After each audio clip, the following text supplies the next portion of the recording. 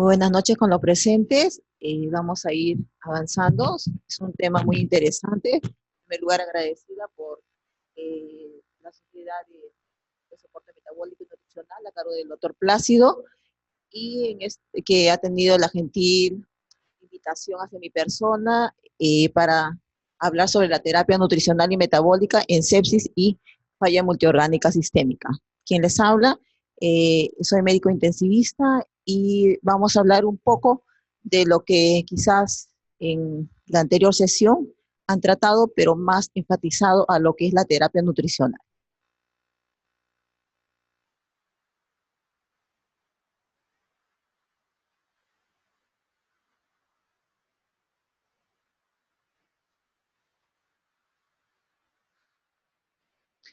Bueno, vamos a ver que el soporte metabólico y nutricional en el estrés agudo va a estar caracterizado especialmente por una respuesta a un estímulo, especialmente la parte inflamatoria. Hay un incremento en la producción de sustratos a tejidos vitales, un estímulo del sistema simpático, secreción de varias hormonas hipofisiarias y resistencia periférica a los efectos de factores anabólicos.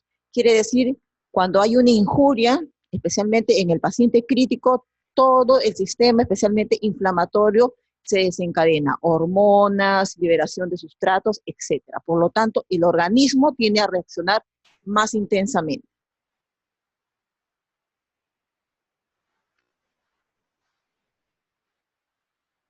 Como decíamos, la inflamación es la respuesta metabólica. ¿Qué más? Dentro de ellos es la hiperglicemia. Se incrementa la producción y la expresión de mediadores proinflamatorios, adherencia leucocitaria, secreción de hormonas, disminuye la quimiotaxis y la actividad fagocítica, liberando mayor radicales de oxígeno. Quiere decir que hay un hipercatabolismo. Hay una injuria, respuesta inflamatoria, hipercatabolismo, hiperglicemia.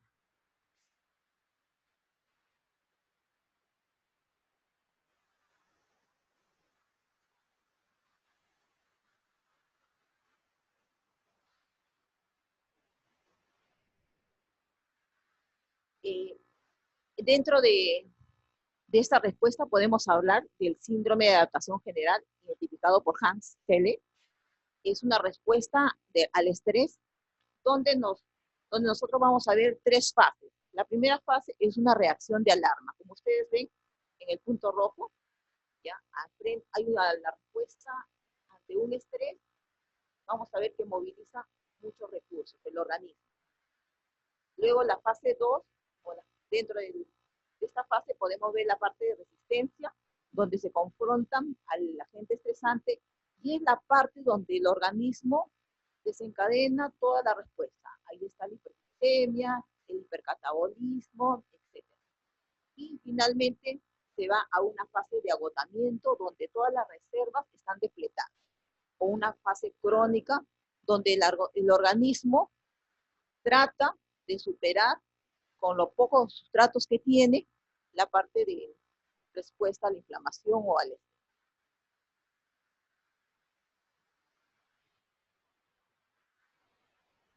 Entonces, vemos, hay una lesión, hay hipoperfusión, reperfusión tisular, hay actividad neuronal aferente, hay activación inmunitaria y endotelial, hay activación neurohormonal, liberación de citocinas, radicales libres, inclusive intervención del ácido araquidónico, y se produce lo conocido como el CIR, síndrome de respuesta inflamatoria sistémica,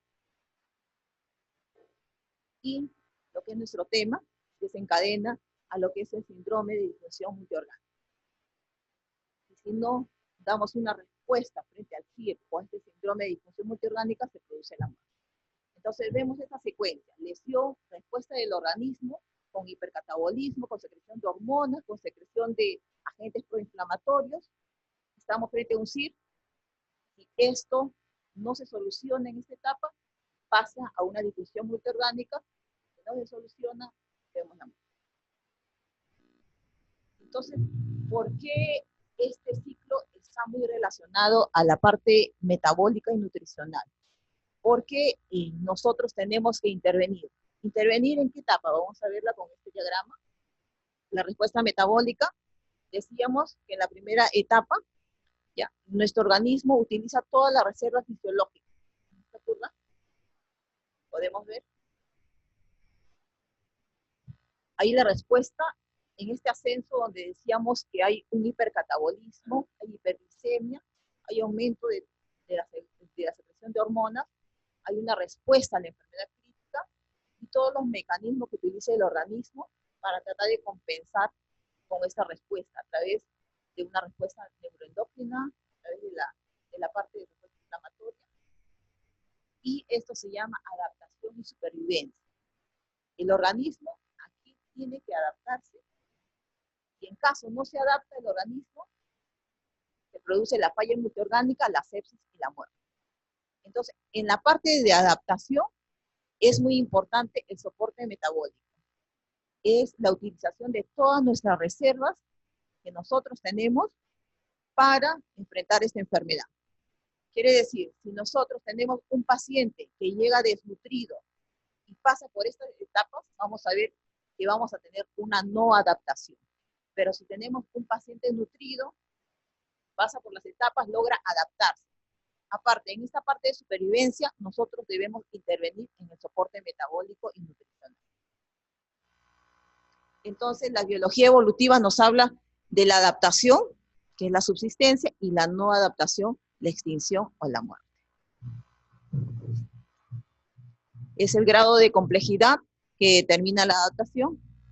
Entonces, resumiendo, estado crítico o injuria grave que lleva al paciente, pasa por una fase aguda. En esta fase aguda puede vivir o morir el paciente. Si vive, es adaptativo, ¿ya? Con unas respuestas adecuadas. En esta fase aguda pasa por la tercera etapa, que es una fase crónica, que es no adaptativa. Hay reacciones, condiciones para las cuales no había una adaptación adecuada. Y en esta fase crónica también nosotros podemos intervenir.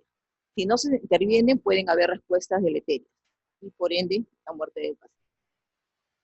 Igual, la respuesta, supervivencia o muerte. Y ahí está el cuidado intensivo, la parte crítica del paciente, la intervención de nosotros. El soporte orgánico, el soporte metabólico, nutricional que nosotros podamos dar a este paciente que se encuentre en una etapa crítica, como decíamos, donde hay un mayor hipercatabolismo y respuesta de todo nuestro organismo frente a esta injuria.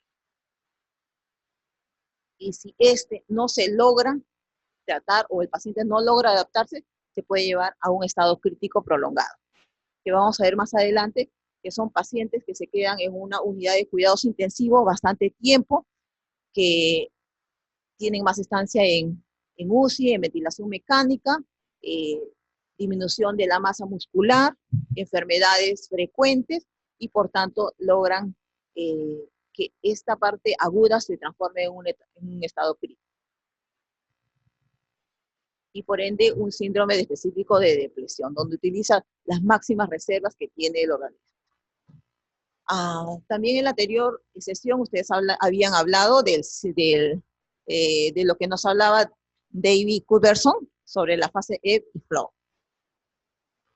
Solamente de una manera didáctica vamos a hacerle recordar esta primera fase que decíamos, donde llega la injuria, el paciente crítico entra en shock, hay un hipometabolismo, hay depresión de todos los órganos vitales o parte de ellos. En la parte flow hay una hiperdinámica, hipercatabolismo, hay retención de agua, y la parte de descenso o donde ya logra adaptarse, y la parte anabólica donde tenemos la diuresis, balance negativo de agua y todo lo que encaja a lo que es la parte adaptación o no adaptación, que nos puede llegar a la muerte. Igual, acá un ejemplo con algunas patologías donde suelen ser más intensas esta fase de ebb y flow. Podemos ver ahí con el gasto energético basal, el porcentaje, donde vemos ahí en qué patologías hay una mayor respuesta a este hipercatabolismo. Vemos ahí en la parte flow, en quemaduras, en la sepsis y en el trauma. Por eso vamos a ver más adelante que el soporte metabólico está enfatizado a cubrir la mayor cantidad de calorías y requerimientos proteicos en quemaduras y sepsis. Vemos ahí el peso, comparado con el peso, podemos ver ahí que conforme va pasando las horas, los días y las semanas, en estas 3 etapas, todo paciente en las 3 patologías, la pérdida de masa muscular y de peso es inevitable, ¿no? Si ustedes han podido ver pacientes de UCI con larga estancia o que se han complicado, vamos a ver pacientes que son muy pocos que logran salir con el peso adecuado. Y eso es por el manejo nutricional y metabólico que se hace con el paciente. Como les decía, quizás no se calcula la cantidad de kilocalorías que se debe cubrir en el paciente, o si no, los requerimientos proteicos que necesita el paciente en estado crítico, que está en un hipermetabolismo. Nuevamente acá marcamos en la parte flow, donde hay un hipercatabolismo, hay hiperglicemia, etcétera, y es donde nosotros debemos intervenir. Es la máxima respuesta del organismo y quizás donde se logra la menos adaptación del organismo y donde debemos intervenir. El estrés. Si esto el organismo no logra superarse, no logra adaptarse, pasamos a un estado crítico crónico, un síndrome de depresión no adaptativa, una falla multiorgánica o disfunción de órganos, o una sepsis. Aquí en el otro gráfico podemos ver en cuanto al gasto calórico, kilocalorías. Podemos ver acá, en esta curva, igualmente en las 3 fases que habíamos hablado, podemos ver que en qué fase, qué es lo que se pierde más, proteínas, lípidos o carbohidratos. Según la gráfica, nosotros podemos observar que las proteínas son las que más se pierde en un paciente en un estrés, en un hipercatabolismo, en un estado crítico. Nuevamente vamos a ver que el estado crítico agudo, hay una respuesta, hipermetabolismo, fiebre, todos los parámetros del CIR, leucocitosis, hay un aumento del catabolismo proteico, aumento del recambio de glucosa, y lo que se traduce en una hiperglicemia. Entonces, nosotros tenemos un paciente en estrés, lo que debemos esperar es una hiperglicemia, porque es una respuesta adaptativa del organismo frente a la injuria, frente al estrés. ¿Por qué? Por un catabolismo proteico. Entonces, de acá ya nosotros podemos deducir que un paciente debemos estar ya fijando una dieta alta en proteínas. ¿Qué más? Una nutrición donde la cantidad de carbohidratos debe ser en una cantidad adecuada que no nos rebalse lo que ya tenemos, que es una hiperglicemia. El síndrome de depresión, acá podemos ver que hay un catabolismo proteico por un factor inductor de la proteólisis, donde nosotros podemos ver que existe un alto grado de degradación de aminoácidos. Y esto lo podemos medir a través del nitrógeno ureico. Y acá podemos decir que en un paciente, 1 gramo de proteína muscular es igual a 5 gramos de masa muscular. En un paciente crítico, la pérdida diaria es de 625 gramos, lo que equivale a un 40% de la proteína corporal, que es fatal. O sea, por día, nosotros podemos ver que un paciente puede perder hasta cerca del 40% de la proteína corporal, que esto está traducida en masa muscular. Por eso es importante el soporte metabólico y nutricional que sea adecuado y suficiente para este paciente en estrés. Esta es una revisión donde vemos un estudio, donde vemos a un colega, es un médico, ¿ya? Que practica fisicoculturismo, hemos hablado de su hijo, y que entra a la UCI. Vemos que en los 20 días que ha estado en la unidad de cuidados intensivos, en una fase de estrés, ha perdido 20 kilogramos de peso, de masa muscular. Si vemos la primera foto con la segunda, vemos que ya ni siquiera vemos sus músculos abdominales. Entonces, este es comparando de un paciente que no se le cubre las necesidades proteicas y como vemos, el cuerpo da su máxima respuesta al estrés y vemos los resultados en las figuras. Entonces, el soporte metabólico y nutricional constituye un componente esencial en el manejo del paciente en estado crítico. Ya el concepto de paciente en UCI no dar dieta no está dado. Como vemos, hay bastantes razones por qué empezar una nutrición lo más antes posible. Entonces, paciente en estrés agudo, en estado crítico, en sepsis, en falla multiorgánica, lo que se incide, y las últimas guías los hablan, del ASPE del 2016, del ESME del 2018, nos hablan sobre una nutrición hipocalórica, hiperproteica. Hiperproteica ya hemos visto por el hipercatabolismo, que hay un mayor consumo proteico de aminoácidos, y un hipocalórico porque vemos que la hiperglicemia es lo que predomina. Entonces, ¿por qué hipocalórico? En el estado de estrés agudo, estado crítico en su fase aguda, hay alteraciones en la producción y el consumo de la glucosa y por ende la resistencia a la insulina. Entonces el paciente se muestra hiperglicémico, la insulina puede estar normal o generalmente aumentada. Y acá vemos en esta gráfica nuevamente, ya en quemaduras, en sepsis, en un paciente quirúrgico, el porcentaje, ¿no?, de el rango de glucosa. Vemos que en la parte de flow, repetimos, se produce una hiperglicemia, y en los tres estados, en una parte séptica, el paciente con quemaduras, y en un paciente quirúrgico, vemos que hay predominio de la hiperglicemia. Pero esta suele descender o suele estar mantenida, nunca por debajo de lo normal, por la misma respuesta que decíamos a la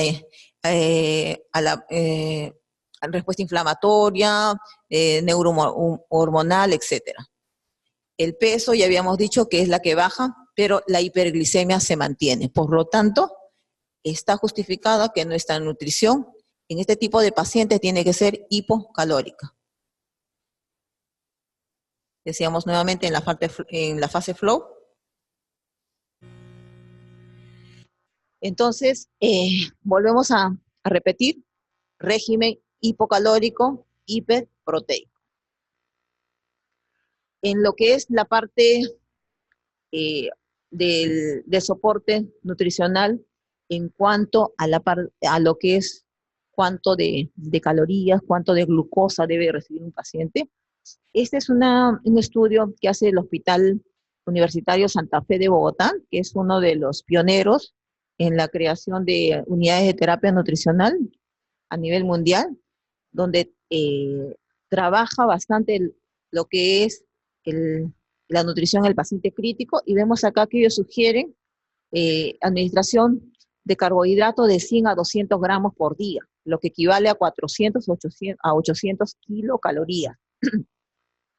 Este es un paciente crítico.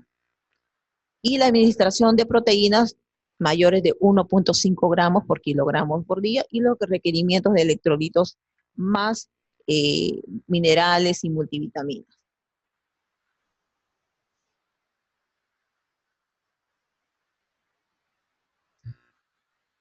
Son estudios también de este hospital de Santa Fe de Bogotá, también donde nos dicen que el paciente crítico debe estar enfatizado la nutrición, el soporte metabólico nutricional a una nutrición hipocalórica.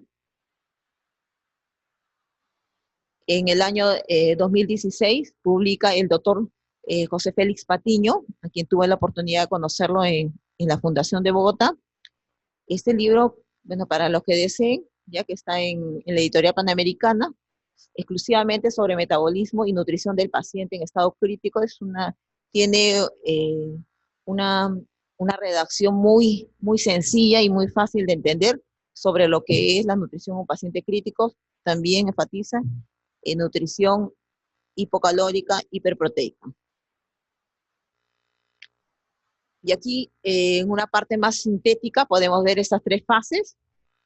En la fase E, o también llamada fase hipodinámica, hay disminución de la hiperperfusión tisular, hay disminución del consumo de oxígeno, disminución de la actividad metabólica, disminución de la presión arterial, disminución de la temperatura. O sea, es un paciente que llega a nuestras unidades de cuidados intensivos o a nuestra unidad crítica. La fase flow, donde desencadena todo en aumento, actividad de una hiperglicemia, actividad de secreción de hormonas, de glucagón, de nitrógeno, mayor actividad metabólica, mayor consumo de oxígeno, y finalmente la fase anabólica, donde todo esto disminuye porque el cuerpo ya se logra adaptar. Entonces, ¿dónde nosotros debemos empezar la nutrición? Si ustedes ven ahí la flecha, vamos a ver que la nutrición se empieza a partir de la fase flow. ¿Y por qué no en la primera fase? Acá lo pone en un signo de que hay una isquemia intestinal. Cuando el paciente llega en shock séptico o disfunción multiorgánica, hay un mayor desenlace de inflamatorio, de respuestas inflamatorias, etcétera. También esto sucede a nivel gastrointestinal, a nivel de la circulación hispánica, también todo está aumentado. Entonces, paciente que no está estable, que está hemodinámicamente inestable, no podemos empezar la nutrición. Ahí también nos habla, ya, en estas guías también de Aspen y Espen, en estas tres fases, inclusive en la primera, dice, en las primeras 6 a 24 horas, si el paciente está con una inestabilidad hemodinámica, no hay que dar el soporte nutricional. Pasado los 3 a 4 días donde ya se logra estabilizar al paciente, se puede empezar una nutrición, hiponutrición permisiva, o lo que nosotros llamamos una nutrición enteral precoz, ¿ya? Donde se calcula las kilocalorías a 20 kilocalorías por día y una cantidad de proteínas de 1.2 hasta 2 gramos por kilogramo por día. En esta fase solamente nosotros tratamos de cubrir el 70% de requerimientos calóricos del paciente. Ya cuando lo estemos estabilizado, ya en la fase 3, fase estable, ya podemos cubrir el 100%. Por eso vemos que en la tercera fase ya cubrimos en la cantidad de kilocalorías de 15 a 30 kilocalorías por día y a una dosis de proteínas de 1.5 a 2. Y se va a ir subiendo de acuerdo a la tolerancia del paciente. Entonces, nosotros debemos de tener al paciente al 7º día con cumplir una meta calórica de un 100%. El paciente crítico o el paciente en falla multiorgánica, si se le empieza la dieta, tiene que haber un monitoreo permanente. Quiere decir que ver la tolerancia, ver si yo empiezo con un 20%, 30%, 40%, llegar al 70%, y cuando ya está en la última fase, llegar a un 100% de requerimientos energéticos. Acá también el mismo gráfico, si nosotros podemos ver acá en las 3 etapas, vemos los primeros días, no hay nutrición, ya por lo que les explicaba. En el 3er a 7º día ya empezamos la nutrición, pero ¿qué tipo de nutrición? Podemos hacer una nutrición enteral por sonda nasogástrica o sonda nasodenal, de acuerdo a la patología del paciente. Y en la tercera etapa, que ya estamos al 7º día, si no se logra cumplir con el 60% de requerimiento basal del paciente, podemos pasar a una nutrición mixta, tanto enteral sumado con una parenteral.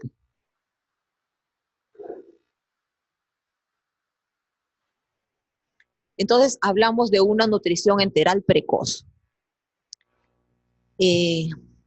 Decíamos de las 6 a 24 horas, no nutrición, ¿verdad? Porque llega un paciente crítico a las 6 horas, por ejemplo, está en un shock séptico, a las 6 horas debemos tratar de compensar al paciente. Si no se logra compensar a las 24 horas, mientras tanto lo tengo en NPO. Pero ¿cuándo debo iniciar la nutrición? Lo más antes posible. Y esto se da entre 24 o 48 horas. ¿Por qué? Esto lo sustenta porque inicio la nutrición trófica, o sea, con lo mínimo necesario para el paciente, para facilitar la permeabilidad y mantenimiento de la integridad intestinal, especialmente para evitar el deterioro de las vellosidades intestinales. Se puede poner inclusive pacientes que requieren a veces darle la nutrición con sonda transpilórica o sonda nasoyeguinal. En cuanto a lo que es el residuo gástrico, esta puede ser medida y quizás suspender la nutrición. Algunas guías dicen mayor de 250, otras de 500, pero ahora último en la de ESPEN del 2018 se ha quedado mayor de 500 por día.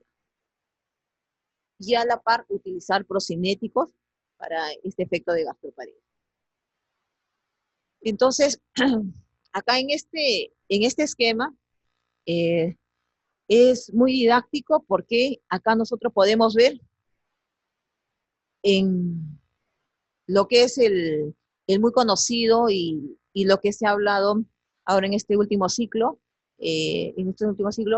sobre la autofagia, ¿no? Quien descubrió este fenómeno de autofagia fue ganador del premio Nobel, donde nos dice que el organismo se autoalimenta, o sea, sus desechos se los tiene, se los guarda, se los encapsula en unos ribosomas para tratar de regenerarlo. Esto significa lo que ahora está en boga, es decir, y lo que quizás nuestros antiguos nuestros antepasados hacían, ¿no? Comían bastante y luego tenían una fase de ayuno. Entonces, científicamente ahora está demostrado que esta fase de ayuno ayuda a la parte de reconstrucción de todo lo dañado en nuestro organismo. Entonces, es por esto que nosotros dejamos al paciente en NPO, tratamos de que en esta etapa de 24, 48 horas, trate de compensarse hemodinámicamente al paciente, así como el paciente ganar su propia reserva. Dentro de las 72 horas ya debemos empezar ya la nutrición y para el séptimo día ya debemos tener más del 60%, llegar al 100% de la meta calórica de un paciente crítico.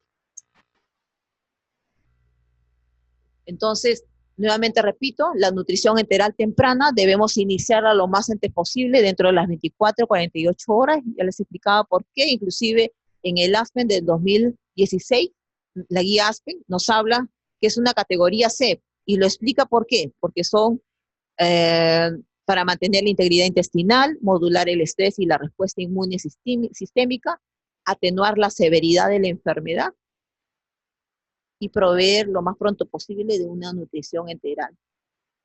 ¿Por qué empezar con una nutrición enteral? Se trata de empezar por una nutrición que sea más fisiológica. Si nosotros evaluamos entre pasar un alimento por sonda nasogástrica o una sonda nasoduodenal, que vaya por toda la vía digestiva, estómago, intestinos, a pasar por una nutrición parenteral, que es un acceso venoso, la más fisiológica, y nos ayuda también para, como les decía, para facilitar la conservación de nuestras vellosidades intestinales, etcétera, es la nutrición enteral. Salvo no tolere un síndrome de intestino corto, alguna patología donde no es factible la nutrición enteral, solo ahí podemos utilizar la nutrición parenteral. Mientras tanto, la podemos ir evaluando a partir del séptimo día. Es lo que nos dice la guía ASPEN, inclusive la guía europea nos dice mayor del tercer día, y otros lo toman en un intermedio, entre el 3 y séptimo día. Quedamos en el quinto día para empezar una nutrición parenteral.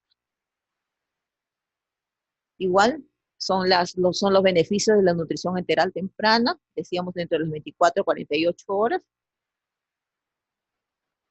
Y esto es lo más específico que nos habla la guía ASPEN del 2016, nutrición enteral temprana, 24 a 48 horas, cuando el paciente esté hemodinámicamente estable. Si en 24 a 48 horas nuestro paciente está en falla multiorgánica, alta dosis de vasopresores, no le podemos empezar una dieta, porque ustedes van a evaluar, hay un mayor aumento de la circulación esplánica y van a ver ustedes que el paciente no tiene residuo gástrico, etcétera, y puede haber un riesgo alto de broncoaspiración. No utilizar la nutrición parenteral, ya les expliqué como primera opción, 10 a 20 kilocalorías, que es lo mínimo, es para empezar una nutrición trófica, e ir aumentando. Algunos lo traducen a 500 kilocalorías por día.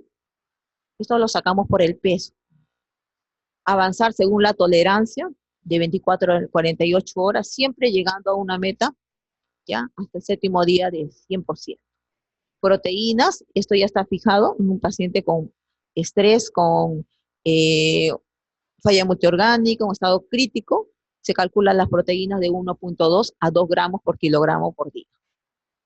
Y la inmunonutrición no se utiliza, lo que es más se habla ahora está en boga, la glutamina, la arginina en pacientes hemodinámicamente estables en shock no se utiliza.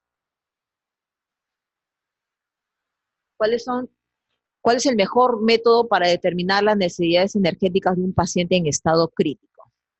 Decíamos sacar cuánto de kilocalorías necesita el paciente para evitar esta pérdida de masa muscular, para evitar que todo este hipercatabolismo vaya en desmero de su organismo del paciente. Lo adecuado debería ser utilizar la calorimetría indirecta, pero muchos de nuestros establecimientos, hospitales, no lo tenemos, ¿ya? Es costoso.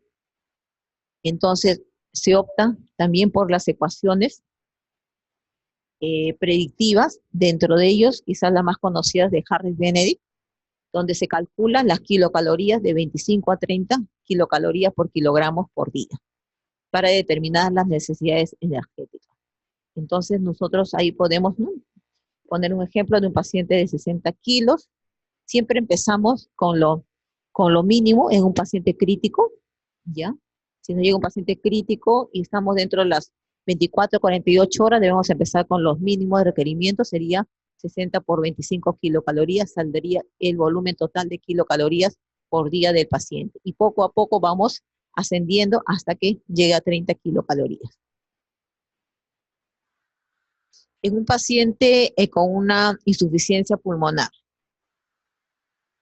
¿qué proporción óptima de carbohidratos y grasas nos dice la guía de nutrición, seguirla? Nos sugiere que de las formulaciones especializadas de alto contenido de grasas, pero bajo en carbohidratos. ¿Por qué? No se debe utilizar en este tipo de pacientes para evitar, ya, reducir la producción de CO2. ¿Ya? Especialmente manejan el cociente respiratorio. Solamente en ellos si es que tuvieran insuficiencia pulmonar.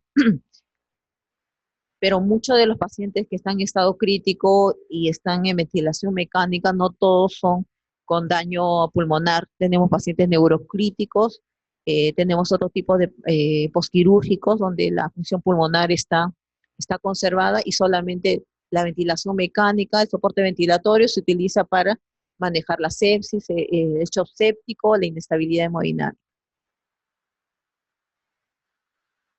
En cuanto a la cantidad de proteínas en un paciente críticamente, ya habíamos dicho, está dado de 1.2 a 2 gramos por kilogramo al día. Especialmente, como vimos en el gráfico, los que quizás más necesitan el aporte de proteína son pacientes quemados y son pacientes con politrauma. ¿Y qué pasa en un paciente con falla renal? La cantidad de proteínas, ¿cómo varía? Según esta guía, ya, en falla renal, ahí la calculamos de 1,2 a 2 gramos por kilogramos. Damos proteínas, no la restringimos, damos, pero a una cantidad mínima, ¿no? Como si fuera un paciente en estrés, en alto estrés, ¿no? Un paciente crítico, de 1,2 a 2 gramos por kilogramo, donde cubrimos y la cantidad de kilocalorías de 25 a 30. O sea, no le restringimos la cantidad calórica, pero sí la cantidad de proteína. Cosa diferente que sucede con un paciente que ya está dializado. En un paciente que ya está dializado, ya la cantidad de proteínas ya lo elevamos a lo normal, a la dosis normal, que es a 2,5 gramos por kilogramo por día. En un paciente con falla hepática, se recomienda utilizar el peso seco o el peso usual para determinar los requerimientos energéticos y proteicos. Acá sí evitar no restringir la cantidad de proteínas y la nutrición enteral debe estar dado con fórmulas estándar y con un control, ¿no?, de un perfil hepático estricto. ¿Qué pasa en un paciente con pancreatitis aguda? En este estado vamos a ver la leve, la moderadamente severa y la severa. En la leve sabemos que es un paciente que lo primero se debe de empezar un soporte nutricional. Si es que existe complicación en los 7 primeros días, iniciar. Esperar, ¿no? Como vemos, la etapa leve, esperamos cierta cantidad de tiempo y luego empezamos la nutrición por vía oral, según tolerancia. En la moderada o severa o moderadamente severa, iniciar, esto está no hay controversia, más que controversia, no hay estudios que sugieran que mejor es la sonda nasogástrica que la sonda nasovaginal, por eso se puede utilizar cualquiera de los dos, con tal de avanzar a la meta cuando se haya completado el volumen de resucitación. Sabemos que en una pancreatitis aguda debemos mejorar la parte de fluidoterapia, la parte de hidratación. Entonces, si se ha mejorado la parte de resucitación, ya podemos empezar la nutrición, tanto por vía de sonda nasovaginal o por una sonda transpilórica. Y si es severo, siempre, como les digo, siempre preferí primero la nutrición enteral versus la parenteral. Solo utilizar la parenteral después, decíamos, de una semana o 5 días de haber empezado la nutrición enteral y que no se cubra el 60% de requerimientos calóricos que necesita el paciente. ¿Qué pasa en los pacientes con trauma, abdomen abierto y quemados?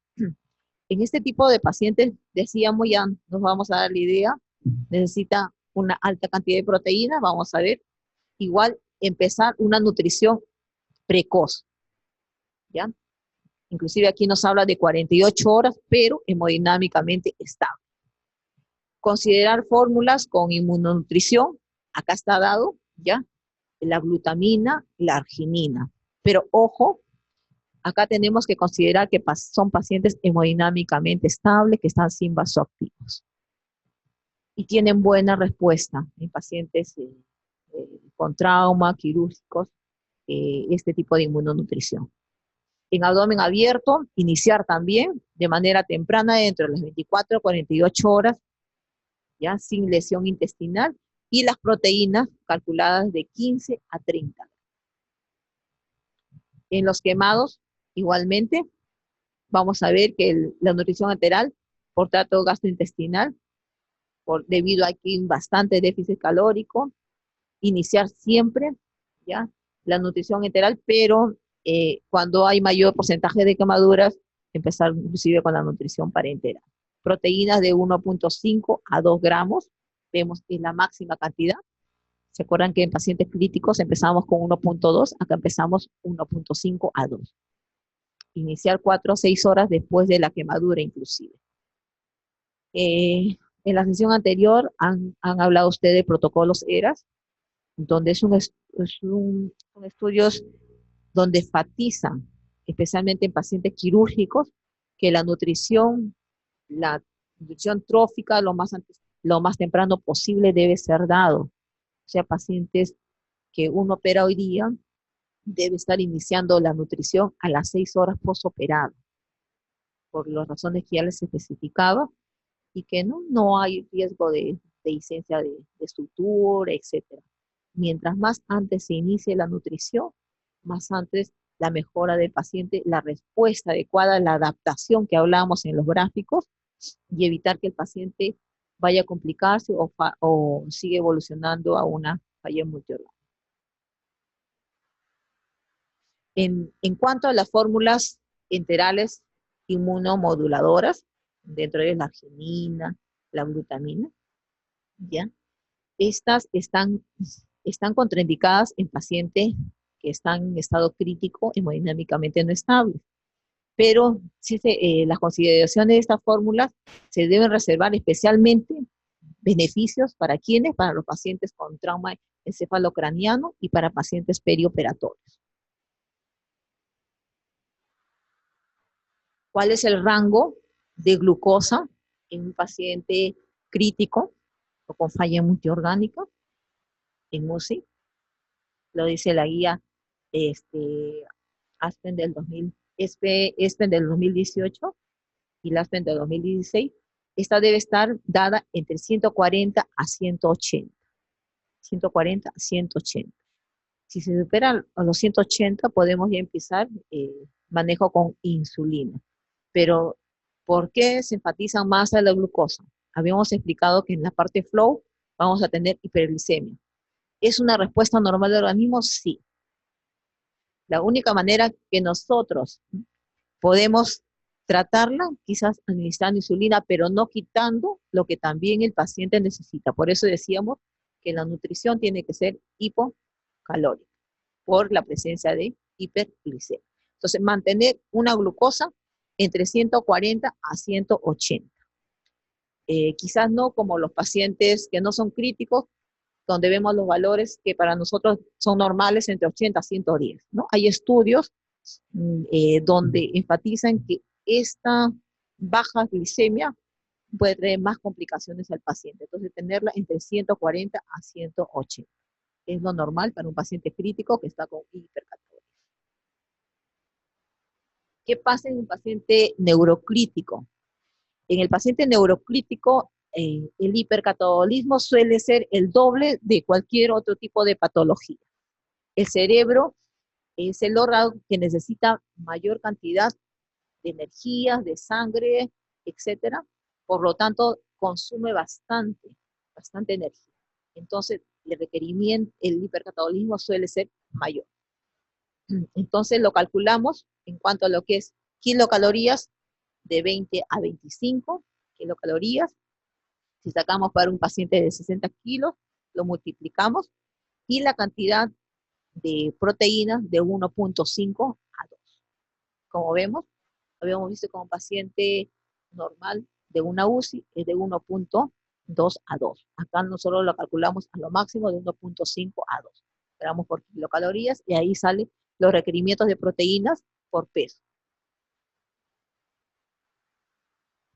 Y finalmente vamos a ver cuándo iniciamos una nutrición parenteral. Decíamos que debemos tener los 7 días, como lo dice la guía ESPEN, ya la guía europea de nutrición, la ASPEN, la guía americana, mayor de 7 días, la guía ESPEN, la europea, no dice menor de 3 días, pero un consenso entre los dos, vemos un medio en 5 días.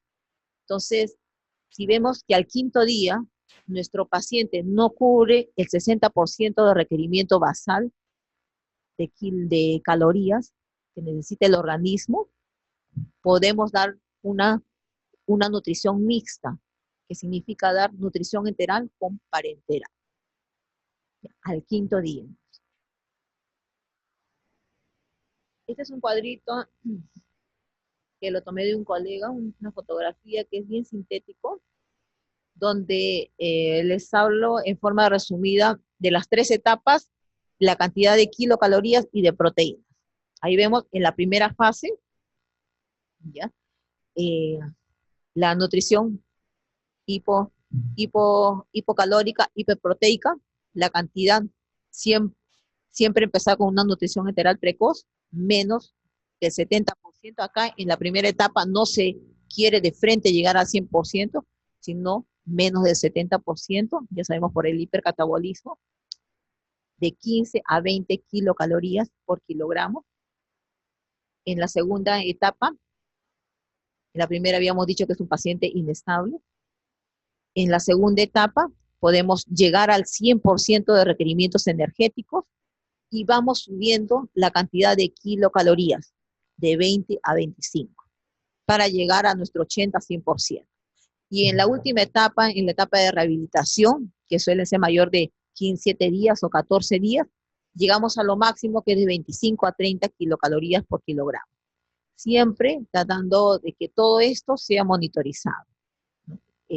Dar una nutrición no significa colocar una nutrición enteral o parenteral y dejarla que todo el día pase y al día siguiente ver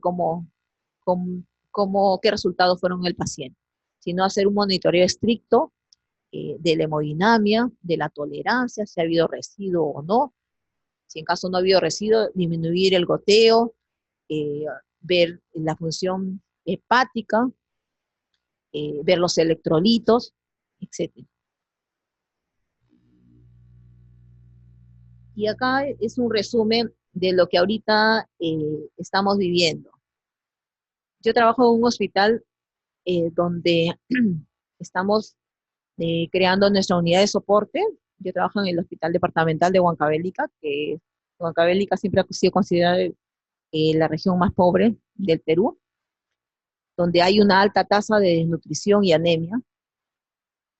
Y, y siempre hemos visto esta parte del cuadro, y yo creo que con los que todavía no están concientizados la importancia de la nutrición, creemos ver esto. Bueno, nosotros ya lo estamos cambiando, pero queremos ver esto, ¿no? ¿A dónde va la nutrición si seguimos con esos paradigmas, con esos pensamientos de que la nutrición, en último lado, primero nuestro paciente que reciba los mejores medicamentos, los mejores antibióticos, pero ¿qué pasa si el paciente no come? ¿No? Como decimos, paciente que come no muere. Entonces, a esto estamos, miren, si hay un estado nutricional deficiente, el paciente llega desnutrido, si hay un balance energético no adecuado, el paciente llega desnutrido hasta nuestra unidad de cuidados intensivos, alarga la estancia hospitalaria, hay infecciones, la ventilación mecánica se logra ser prolongada, hay mayor estancia en UCI, mayor gasto, un paciente más tiempo en UCI, más gasto, aumenta la mortalidad, se suma una falla multiorgánica, shock refractario, disfunción mitocondrial o la autofagia y la muerte. Entonces, por este paso espero que no vayamos mientras cambiemos el paradigma, la mentalidad de que la nutrición para después. Los que somos médicos sabemos que la primera indicación en nuestra terapia es la nutrición y es lo que no debemos de dejar de lado. La nutrición, como vemos, hasta en un paciente crítico, 24 a 48 horas debemos empezar la nutrición. Trófica, sí, a baja dosis, sí, pero tenemos que empezar a que ese intestino, a que esa mucosa intestinal esté trabajando para evitar la translocación bacteriana, para evitar infecciones, etcétera, y para mejor respuesta del organismo ante este estrés. Y este es mi servicio de unidad de cuidados intensivos en Huancavelica. Tenemos 5 camas. Somos personal que todavía no tenemos toda la tecnología que lo tiene Lima, pero somos el único hospital MINSA que maneja toda la población crítica de Huancavelica.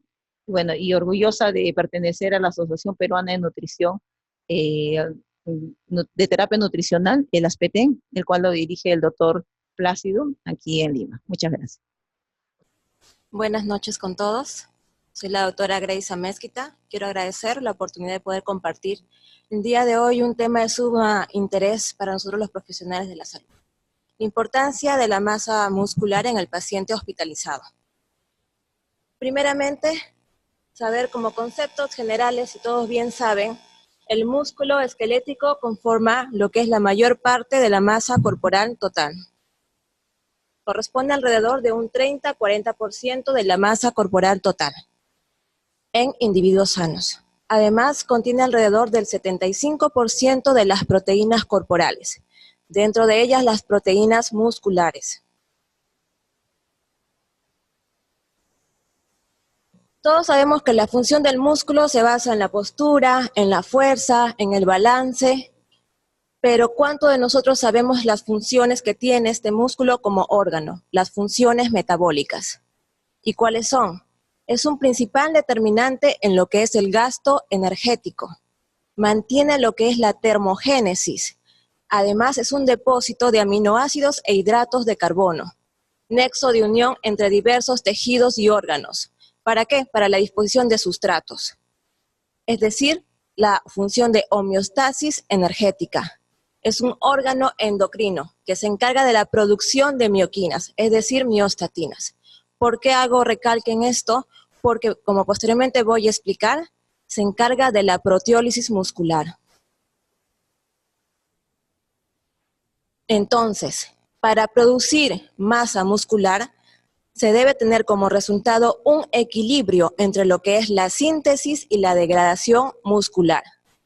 Pero estos dos procesos son muy sensibles a diferentes factores, a diferentes condiciones patológicas. ¿Y cuáles son? El estado nutricional de nuestros pacientes, el equilibrio hormonal, la actividad física y el ejercicio. Condiciones patológicas, enfermedades ya sean agudas o crónicas, enfermedades inflamatorias, el estrés, quemaduras, traumas. Parte de lo que es el músculo, nosotros sabemos la estructura anatómica. Hago recalque en lo que es las miofibras, la función anatómica de nuestros músculos. ¿Por qué? Porque estas miofibras, que son cadenas de la isoforma de la miosina, se dividen en dos tipos, la tipo 1 y la tipo 2. La tipo 1 es contracción lenta, que básicamente son oxidativas.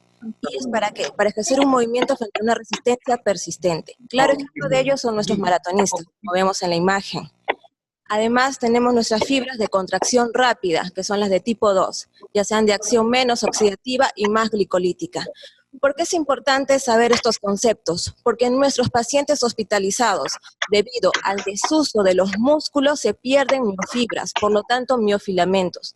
Por lo tanto, el tejido se va a perder las proteínas contráctiles y va a predominar las proteínas no contráctiles. Por lo tanto, resultado, disminución de la masa muscular. Conceptos generales que ustedes ya bien saben, sarcopenia. Nosotros sabemos que la sarcopenia es un proceso generalizado, progresivo ¿de qué? De disminución de la masa muscular.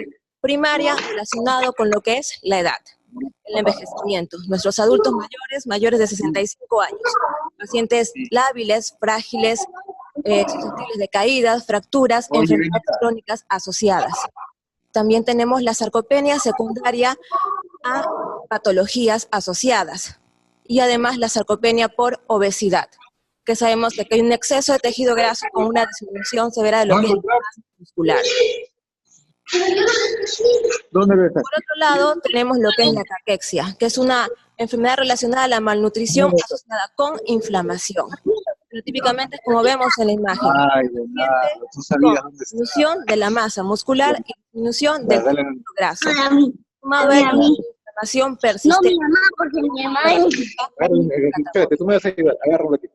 Ya, Leonardo, ven tú. En este esquema podemos ver son la sarcopenia, que es inflamada bajo ciertos factores. La inactividad física, el tiempo de reposo está más forzado. Alteración de la dieta, disminución de la ingesta proteica, lo que son relacionados a la edad, cambios a nivel hormonal, endocrino, disminución de las hormonas de crecimiento, disminución de la testosterona, resistencia a la insulina. Además tenemos la sarcopenia por obesidad, que acá está influenciado por lo que son los estilos de vida. ¿Qué quiere decir? Sedentarismo, disminución de la actividad física, lo que es el factor inmunológico, inflamación y liberación de radicales libres de oxígeno, lo que es la respuesta endocrina, disminución de hormonas de crecimiento, de los factores de crecimiento análogos de insulina tipo 1, disminución de la testosterona, disfunción mitocondrial, resistencia de la insulina. Y finalmente la caquexia, como se observa en la misma imagen, disminución de lo que es el tejido graso y muscular, una respuesta inmunológica, una respuesta inflamatoria. ¿Susceptible a qué? A terapias como lo que son cirugías complejas, tratamientos quimioterápicos, resistencia a la insulina y obviamente la inmovilización. Como ya se me...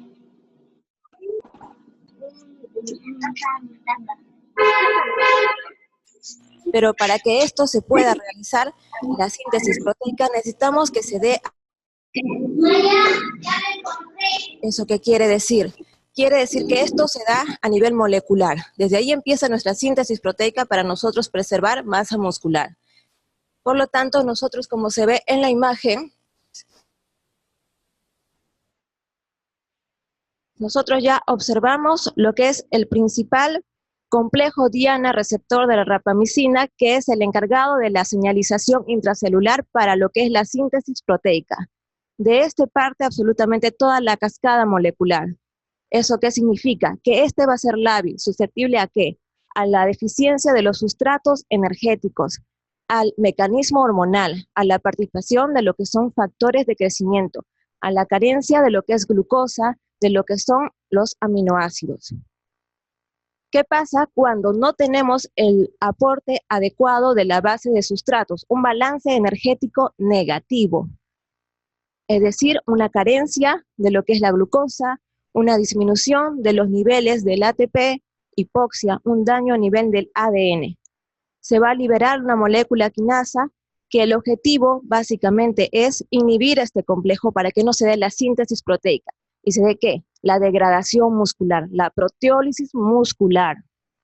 Por lo tanto, disminución de la masa muscular. Por otro lado, tenemos el proceso de la autofagia.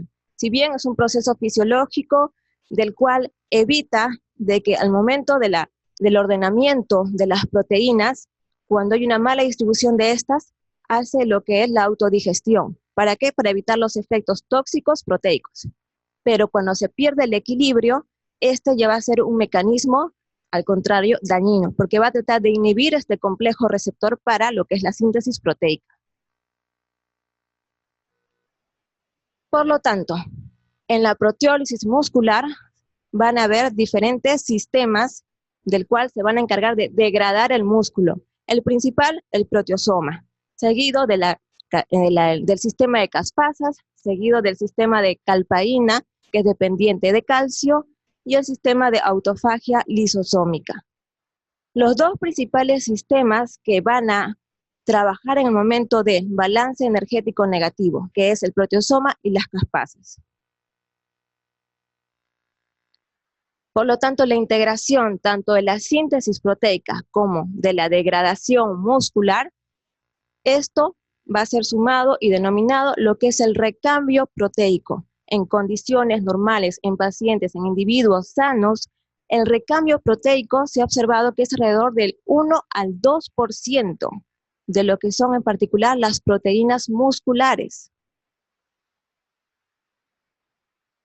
Pero no podemos olvidarnos que como sustratos energéticos tenemos la participación de lo que son los aminoácidos de cadena ramificada, la isoleucina, la leucina, la valina dentro de los principales, los cuales estos van a actuar cuando hay una restricción energética.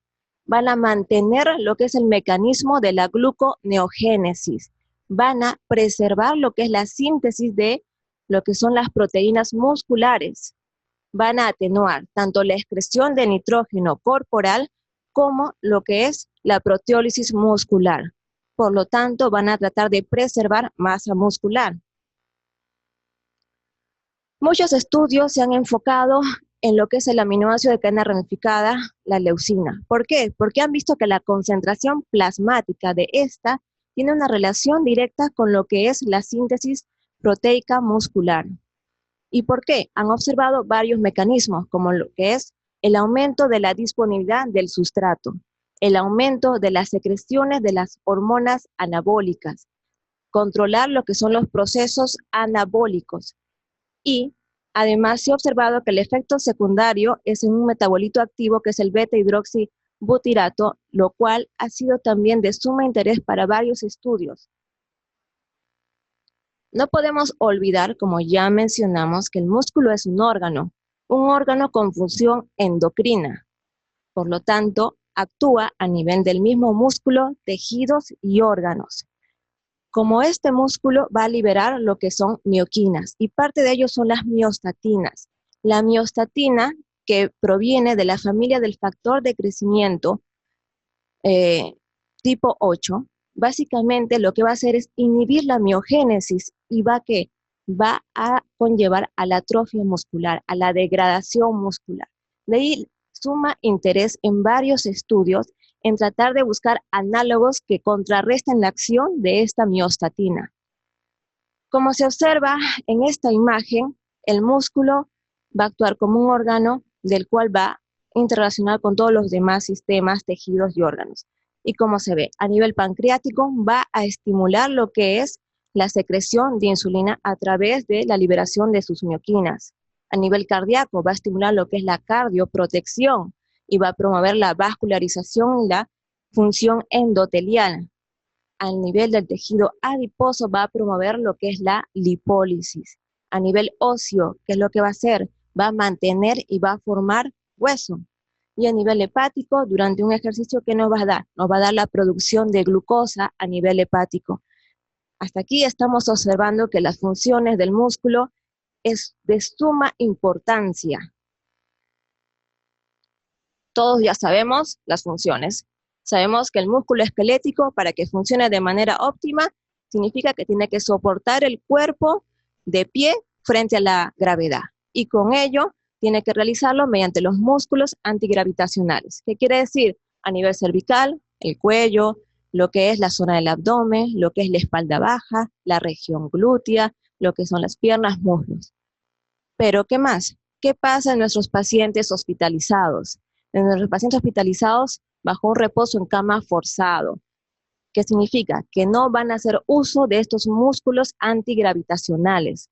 Por lo tanto, ¿a qué va a conllevar? A que la estructura muscular se vea alterada y por lo tanto su función. Y por lo tanto va a haber atrofia muscular. Por lo tanto, disminución de la masa muscular.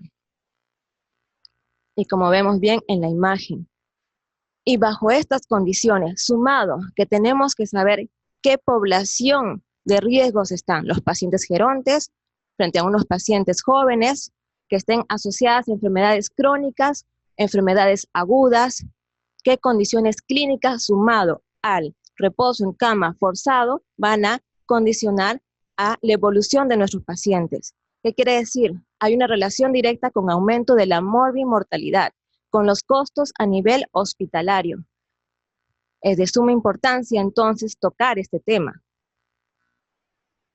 En esta imagen es un estudio que fue realizado en una unidad de cuidados intensivos, donde vieron la evolución de pacientes que estuvieron en reposo en cama forzado, bajo patologías crónicas y asociado a ello estrés agudo, y asociado a ello pacientes gerontes, donde vieron la evolución. Día 1 de admisión a UCI y día 7 de hospitalizado. ¿Y qué observaron? Vieron cambios sumamente relevantes. ¿Qué vieron? En el día 1 vemos la anatomía, vemos la parte estructural anatómica del músculo. Ok. ¿Pero qué pasó al día 7? Acá, a través de la tinción hematocilina y leucina, se vieron lo que es presencias de lo que son células inflamatorias y además necrosis. Un cambio sumamente drástico en tan solo 7 días de estar inmovilizado, estar hospitalizado, estar en un reposo forzado en cama. Y a través de la inmunotinción también observaron cambios. Esto es sumamente lo que es la estructura anatómica muscular normal, pero vieron a través de la inmunotinción que se observó, se coloreó lo que es la zona de inflamación y de necrosis. Entonces, demostraron aquí que es muy importante tratar lo que es preservar lo que es la masa muscular en estos pacientes. De ahí la inquietud de varios expertos a nivel mundial dedicados a lo que es el tema de malnutrición. Dijeron, ok, hay que definir los criterios de malnutrición, pero tenemos que incluir lo que es la pérdida de masa muscular dentro de estos criterios. Y tenemos los criterios fenotípicos, asociados a lo que es pérdida de peso corporal, de lo que es la medición del índice de masa corporal y la pérdida de masa muscular. Es más, observaron que los pacientes hospitalizados, la prevalencia de malnutrición es alrededor del 20 a 50%. Sumamente preocupante. Por lo tanto, la malnutrición es uno de los principales factores de riesgo para lo que es la pérdida del músculo esquelético, que contribuye al inicio de la sarcopenia, que ya fue mencionado. Sin embargo, hay limitaciones en lo que es su screening, el diagnóstico, ¿para qué? Para diagnosticar lo que es la pérdida de masa muscular. Esto aún sigue siendo tema de investigaciones. Ok, la malnutrición se halla interrelacionada bajo ciertas condiciones también. ¿Qué quiere decir? El envejecimiento, nuestra población de riesgo, del cual tienen una pérdida natural de lo que es la masa muscular por disminución de la actividad física. Y a su vez la inactividad física, ¿no?, de nuestros pacientes en términos generales de la edad. Ahora, estos se ha visto que hay una repercusión en lo que son los resultados adversos clínicos. ¿Qué quiere decir? Que disminuye lo que es el tiempo en que un paciente, mejor dicho, aumenta el tiempo de recuperación de lo que son las enfermedades y de lo que son las infecciones. Aumenta lo que es el riesgo de morbimortalidad en estos pacientes, la discapacidad en estos pacientes y los desórdenes metabólicos. ¿Qué quiere decir? Hay mayor resistencia anabólica, resistencia a nivel de la insulina, hay reducción del flujo sanguíneo, hay un daño de la capacidad regenerativa y hay una disfunción a nivel mitocondrial. Todo esto va a ser un círculo vicioso que va a conllevar ¿a qué? Va a conllevar a pérdida de masa muscular, fuerza y actividad funcional del músculo. En esta otra imagen podemos observar lo que es la relación en cuanto a la pérdida de masa magra, es decir, una masa libre de grasa con el porcentaje de riesgo de mortalidad. Y ya podemos observar que tan solo con un 10% de pérdida de masa magra ya hay un 10% de riesgo de mortalidad. Y asociado a ello ya hay un daño en el sistema inmune y asociado a ello hay un incremento de la infección. Con una pérdida del 20% de masa magra ya estamos observando un 30% de riesgo de mortalidad. Y aquí ya hay un retraso en lo que es la cicatrización, regeneración de heridas. Con un 30% ya observamos que el 50% hay de riesgo de mortalidad. Y hay dificultad para sentarse, hay incremento de riesgo a neumonías y se paraliza todo lo que es la cicatrización y regeneración de heridas. Y con un 40% de pérdida de masa magra, ya estamos observando un 100% de riesgo de mortalidad. ¿Y debido a qué? A neumonías. Por lo tanto, el estudio de pérdida de masa muscular ya va varios años de suma interés y preocupación. Y vemos en un estudio de más de 10 años de Critical Care donde ya empezaron a estudiar la pérdida de masa muscular, pero con medición de imágenes, tomografías y resonancia. Y vieron que ya había una pérdida alrededor del 1.5 al 2% por día durante un periodo de 2 a 3 semanas de reposo en cama forzado en los pacientes críticos. Y este efecto fue mayor en los músculos antigravitacionales. A su vez, ya de hace ya varios años, también les preocupó el tema funcional muscular, donde observaron que ya había tanto una pérdida sustancial de la fuerza, potencia, capacidad aeróbica de lo que son los miembros inferiores, en 10 días de evaluación de reposo en cama forzado en adultos mayores sin una patología crónica asociada. ¿Qué concluyeron? De que las intervenciones para mantener la función muscular durante la hospitalización o periodos de reposo en cama en adultos mayores debe ser una prioridad. Por lo tanto, los efectos del reposo en cama forzado de pacientes inmovilizados, pacientes hospitalizados, ¿qué va a ocurrir? Va a ocurrir una excitabilidad neuronal o de la membrana muscular que permite la potenciación de una contracción muscular normal. Es lo esperable. Sin embargo, ante la inmovilidad, ¿qué va a ocurrir? Se va a liberar toda una cascada inflamatoria, se va a liberar todo lo que son radicales libres de oxígeno, finalmente se va a dar lo que es la degradación muscular, proteólisis muscular ya mencionada. Producto final, pérdida muscular total. Por lo tanto, factores de riesgo, poblaciones de riesgo, nuestros gerontes. El envejecimiento y la pérdida de masa muscular como un proceso natural de ellos por disminución de la actividad física, pero a su vez son varios factores que intervienen en ellos, son los factores de estilo de vida, son los factores biológicos, muchos de ellos están asociados a enfermedades crónicas y muchos de ellos están deprimidos, están en casas de reposo, un problema social. Todo ello va a contribuir a que sean una población de riesgo para lo que es la pérdida de masa muscular. Entonces, el pico de masa muscular y la fuerza está preservada alrededor de los 25 años, obviamente jóvenes. Después de los 40 a 50 años, ya se ha observado una pérdida acelerada de lo que es la masa muscular.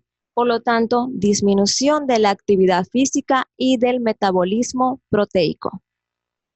¿Lo ideal qué es? Lo ideal es mantener nuestra masa muscular como jóvenes. Hasta los 40 años se han visto los estudios que tenemos el tiempo para tratar de reconstruir nuestra masa muscular y mantenerla. ¿Para qué? Para llegar a una reserva muscular ya de ancianos. Es lo ideal. ¿Cuántos de nosotros lo hacemos?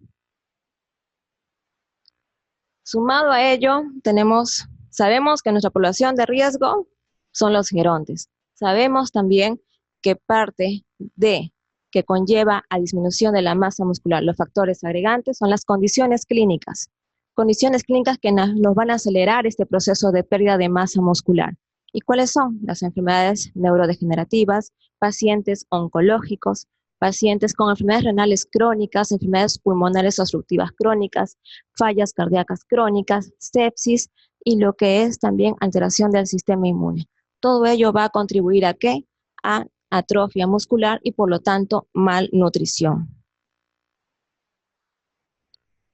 Población de riesgo en los pacientes hospitalizados, obviamente los pacientes más graves del hospital, los pacientes que se encuentran en la unidad de cuidados intensivos. Sabemos que estos pacientes son pacientes que están frente a una respuesta inflamatoria acelerada, están frente a un hipercatabolismo. Y se ha observado que estos pacientes, desde el momento que ingresan a la UCI, ya se ha observado una tasa del 60% de malnutrición.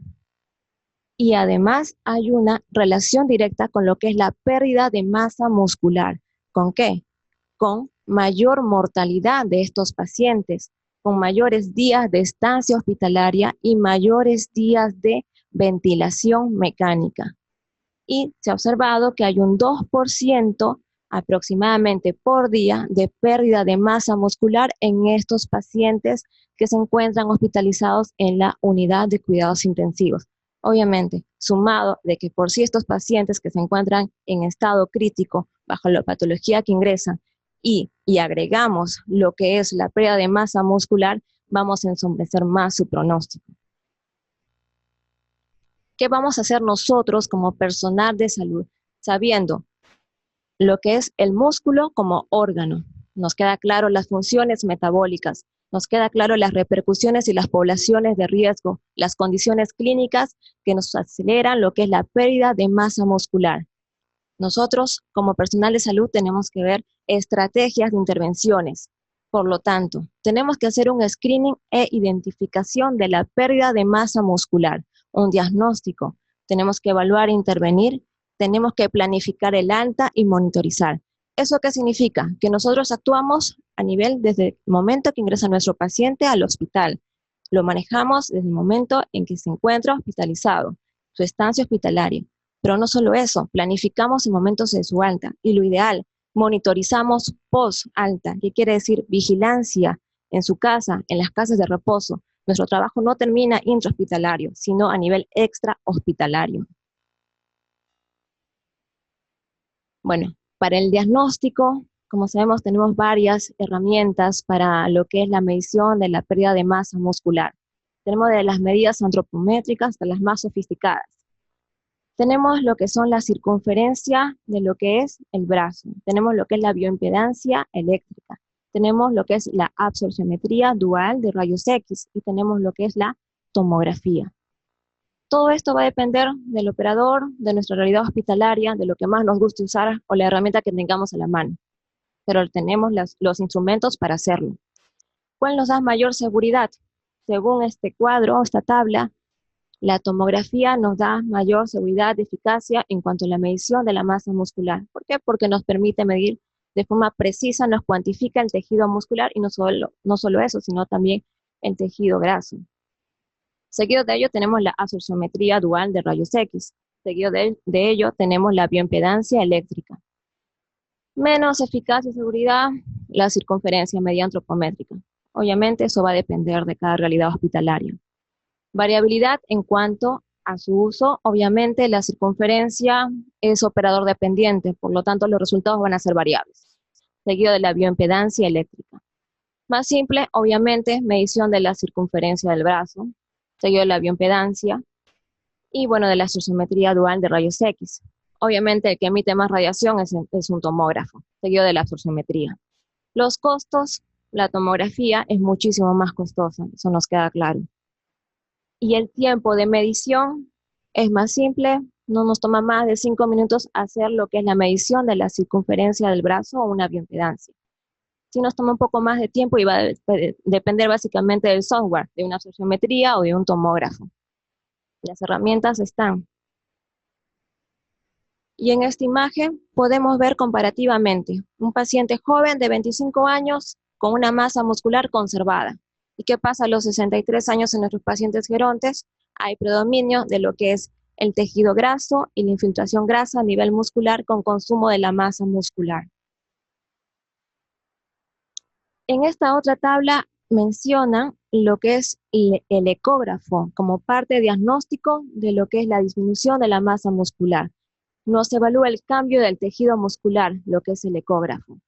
Y esto en realidad ha sumado bastante interés en varias investigaciones en empezar a usarlo. ¿Por qué?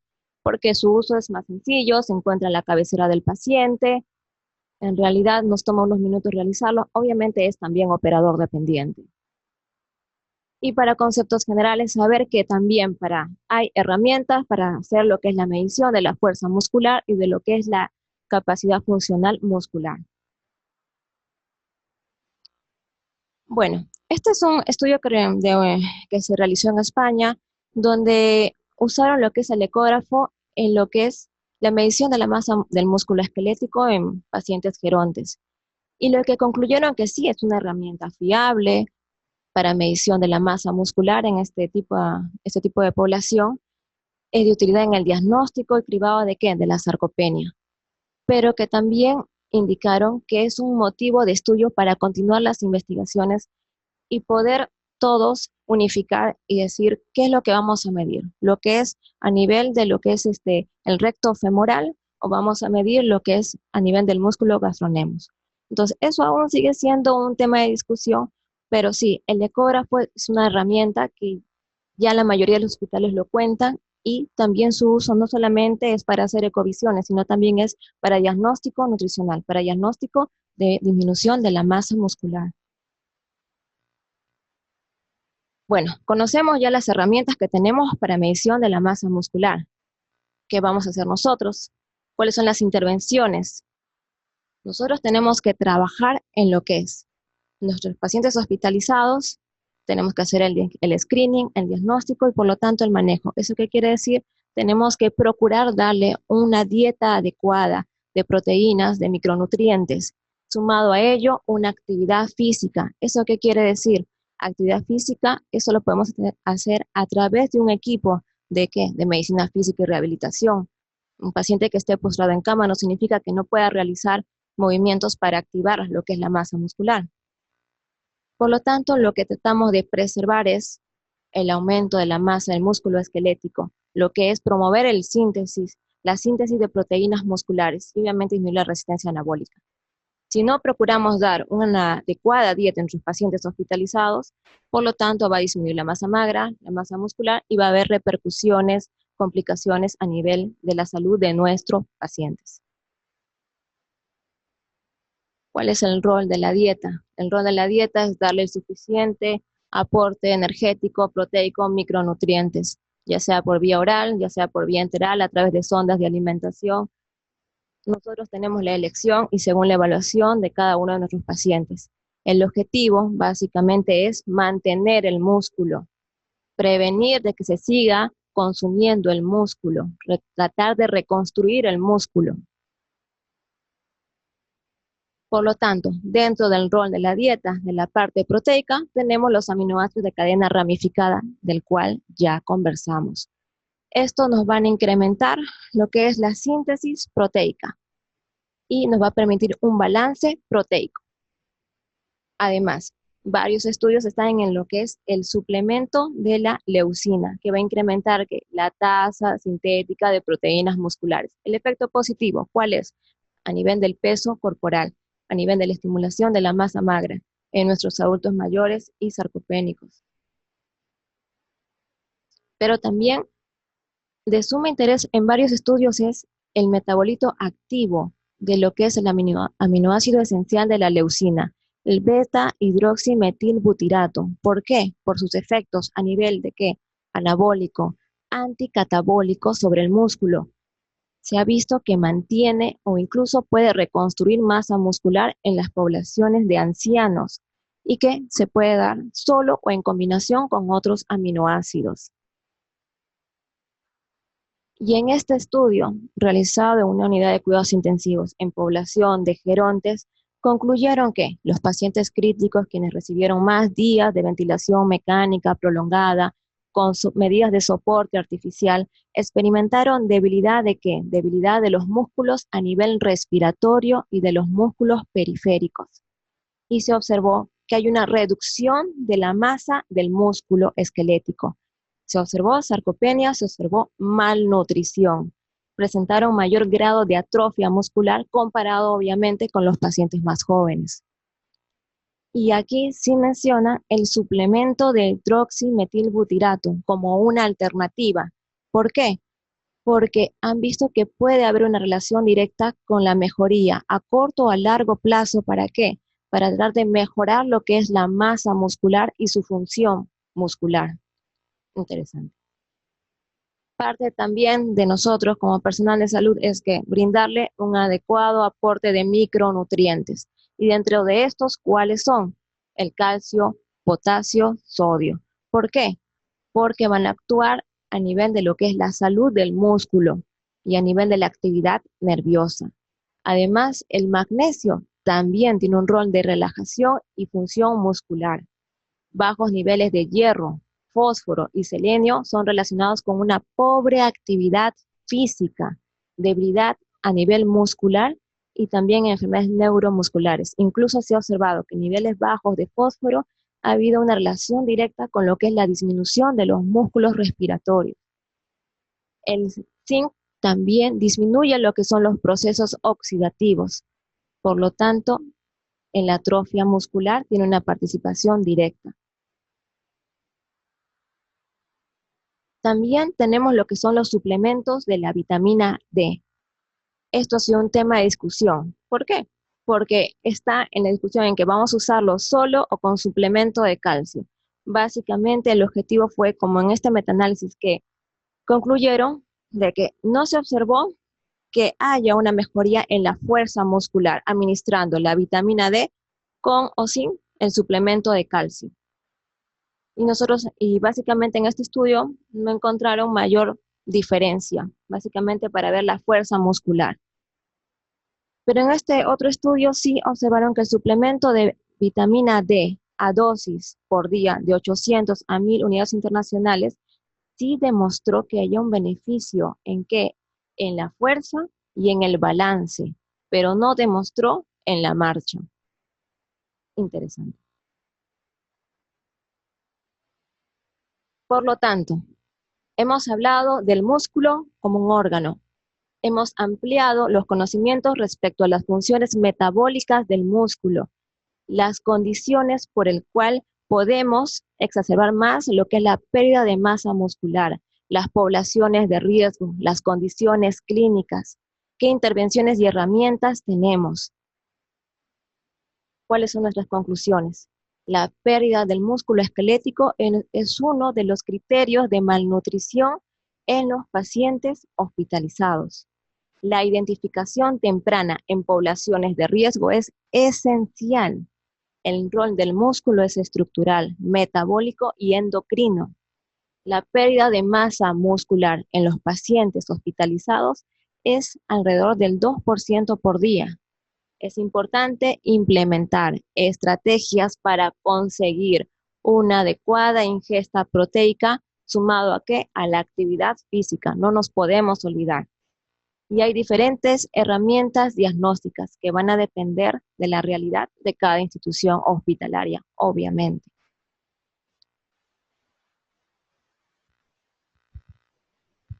Buenas noches, doctor.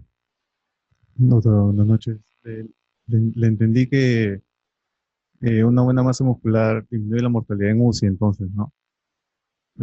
Si es así, quisiera saber cuánto tengo que tener de masa muscular, o un hombre, una mujer, o un brazo. ¿Cuál es la cantidad objetivo de una persona para evitar la mortalidad en UCI? Como sabemos, la pérdida de masa muscular aún sigue siendo motivo de estudio. ¿El objetivo cuál es? El objetivo es, si bien hay una pérdida alrededor del 2% por día, lo ideal que es mantener, preservar de nuestro basal de masa muscular. No hay un número exacto, obviamente, pero sí del basal, del diagnóstico nutricional, desde el momento que ingresa el paciente a UCI, por lo menos mantenerlo. Lo ideal es no perder más del 40-50% de nuestra masa muscular, es lo ideal, pero por lo menos tener el basal de referencia y evitar que ese basal de referencia disminuya a situación crítica, porque va obviamente a empeorar ya el pronóstico de ingreso de nuestros pacientes.